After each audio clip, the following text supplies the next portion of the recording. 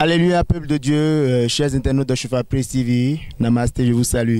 Nous sommes sur la terre ivoirienne, précisément à Yamoussoukro, pour les festivités de la paroisse Rocher de délivrance de Yamoussoukro.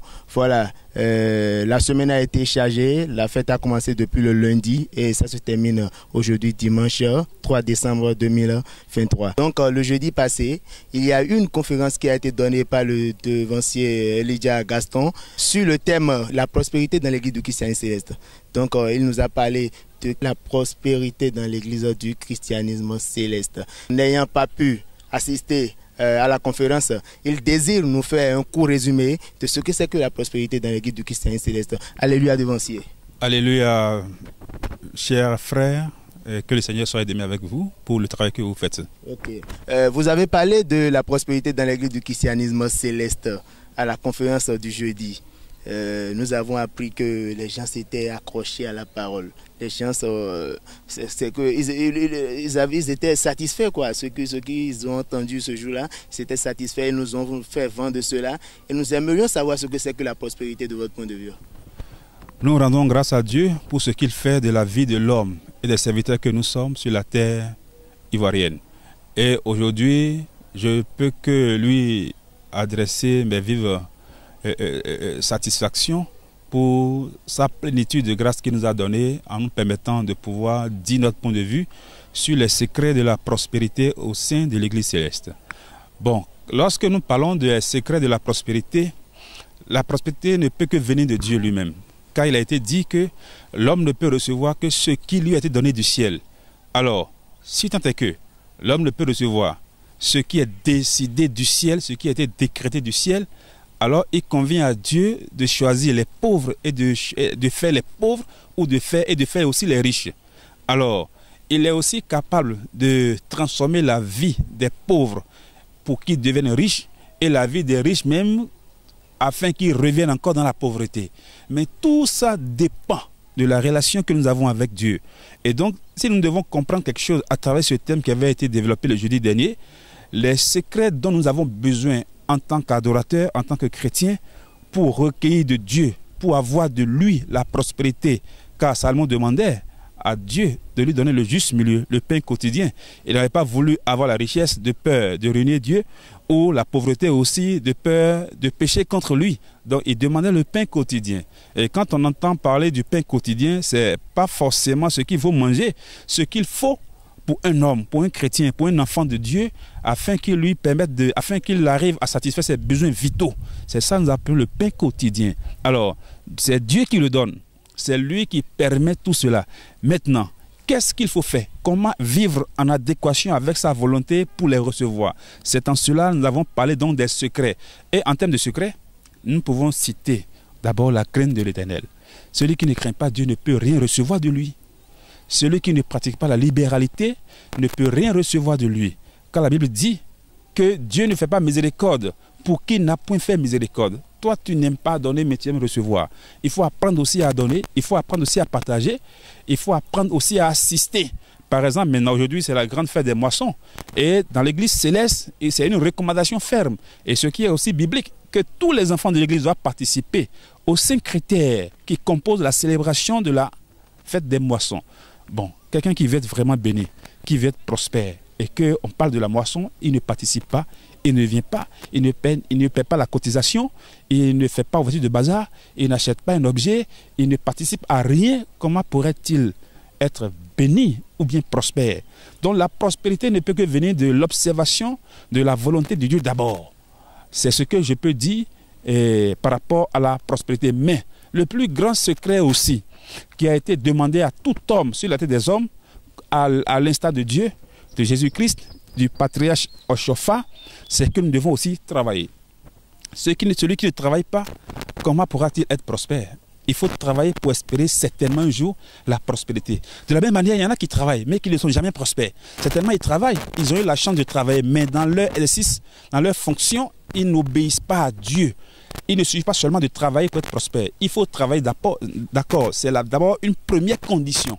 Mais dans l'exercice de nos différentes fonctions, il faudrait que nous appliquions notre cœur à obéir à Dieu, à le craindre, à pratiquer le vrai amour, la crainte de Dieu, à chercher aussi la justification de nos péchés. Parce que si nous croyons juste devant l'Éternel Dieu des armées, c'est sûr que nous ne serons jamais pardonnés. Alors, voilà un peu de façon ramassée le contenu, parce que c'est des choses, c'est des thématiques qui ont été débattues, développées avec beaucoup plus de références bibliques afin de permettre à l'auditoire de comprendre un peu ce qu'est les secrets, ce que sont plutôt les secrets de la prospérité au sein de l'Église céleste, bien aimé. Donc voilà un peu ce que je peux apporter de façon résumée en ce qui concerne le thème qui avait été débattu et qui a plu à tous les participants la dernière fois. Et je bénis le Seigneur pour son assistance et pour l'Esprit Saint qu'il nous a donné afin que le travail soit fait de cette manière-là. Parlant de la prospérité dans l'Église du christianisme céleste, vous avez dit que nous devons respecter les prescriptions de l'Éternel Dieu. Voilà, de l'Éternel Dieu. Parlant de ces prescriptions-là, est-ce que ce sont les 10 commandements ou bien les interdictions, prescriptions et ordonnances de l'Église du christianisme céleste? Merci, je vous dis vraiment merci. Vous savez, la doctrine de l'Église céleste a été révélée au prophète Oshofa pour le bien-être de tous les adorateurs. Alors, donc, parmi la liturgie, quand on prend la liturgie de l'Église, parmi les cultes que nous célébrons, je donne juste un exemple. Nous avons le culte de la miséricorde qui se célèbre, qui se fait les mercredis matins à 9 h. À ce culte, il a été demandé à tous les enfants de l'Église céleste d'y participer avec une bougie, une bouteille d'eau et 3 sortes de fruits. Mais dans un état de conscience, de foi, de purification, de sanctification, afin de recevoir. Nous avons aussi les cultes de premier jeudi. Nous avons de différents cultes, les actions de grâce du mercredi soir, de vendredi soir et de dimanche soir, le culte de sabbat. Nous n'avons pas droit, donc si nous voulons réellement avoir la prospérité dont on parle, nous devons participer à ces cultes-là pour pouvoir jouir des bienfaits de ces genres d'adoration au sein de l'Église céleste. Maintenant, non seulement ça, nous devons aussi avoir en nous la crainte de Dieu. Quand je parle de la crainte de Dieu, il faut fuir le mal. Dieu dit, c'est moi j'ai créé la lumière, moi aussi j'ai créé les ténèbres. J'ai créé la prospérité et j'ai aussi créé l'adversité. C'est moi, l'Éternel Dieu, qui ai fait toutes ces choses-là. Voilà ce que nous déclare la parole.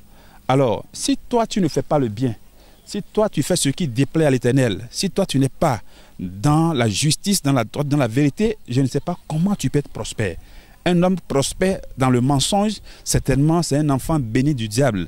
Et tôt ou tard, il finira donc par être récompensé par ses actes. Alors, mais ce que nous voulons, ce que nous devons d'abord comprendre et garder, c'est d'abord de faire la justice de Dieu et de faire sa volonté. La Bible déclare que tout ce qui reste nous finira par être donné par-dessus. Donc, bien-aimé, moi je ne peux pas ne pas faire la volonté de Dieu et espérer de lui. Il est un bon père. Un fils honore son père et un serviteur son maître. Si le père n'est pas honoré, si le maître n'est pas respecté, comment pourra-t-il faire du bien à son subalterne? Ça, c'est impossible. Alors, il revient à tout chrétien de connaître la loi de Dieu. Une chose. Deuxième chose, de connaître les prescriptions, c'est-à-dire les règles doctrinales de l'Église. Comment nous devons adorer dans l'Église céleste? C'est en respectant les 12 interdits et les 11 préceptes que nous pourrons dire maintenant vraiment, nous sommes déjà en mesure d'être prospères. Mais ajoutons pour finir que Dieu, lui, il est souverain. Il peut bénir qui il veut, il peut rendre prospère qui il veut. Et la Bible dit dans le psaume 128, heureux tout homme qui craint l'Éternel. Voyez donc, tout homme qui craint l'Éternel, qui fait sa volonté, il prospère, c'est un homme qui prospère.